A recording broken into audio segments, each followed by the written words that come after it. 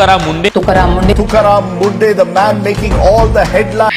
কে এই তুকারাম মুন্ডে, যার ভয়ে পুরো মুম্বাই কাঁপছে? রাতারাতি রেস্টুরেন্টের কিচেন সাফাই হচ্ছে, অসাধু দুধ ব্যবসায়ীরা তাদের দুধ ফেলে দিচ্ছে, গুটকা ব্যবসায়ীরা পালিয়ে গা ঢাকা দিচ্ছে, বাচ্চাদের স্কুলের পাশে জাঙ্ক ফুড বিক্রি বন্ধ হয়ে গেছে। ইনি হলেন আমাদের দেশের একজন সৎ আইপিএস অফিসার, যিনি তার 21 বছরের চাকরি জীবনে 25 বার ট্রান্সফার হয়েছেন। মাত্র 2 মাস আগে তিনি মহারাষ্ট্রের ফুড কমিশনার হয়েছেন।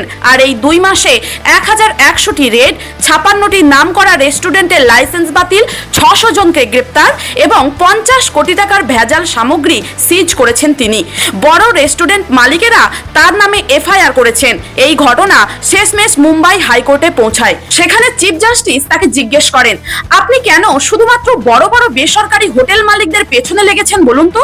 সরকারি প্রতিষ্ঠানগুলি কি আপনার চোখে পড়ছে না? তারা কি সবাই সাধু? তারপর আর কি, যেমন কথা তেমন কাজ।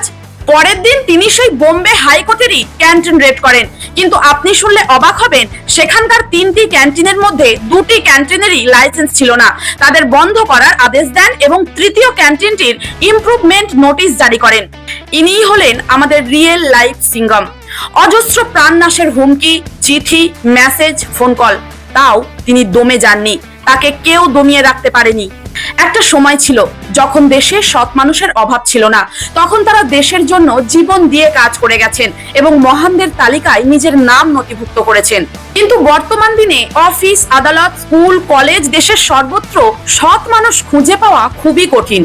এই দুর্নীতির মাঝেও আপনি সততার প্রতীক।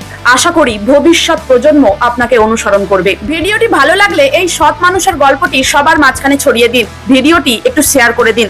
আর এই রকমই অনুপ্রেরণামূলক ভিডিও পেতে আমার চ্যানেলটিকে এখনই সাবস্ক্রাইব করে রাখুন। ধন্যবাদ।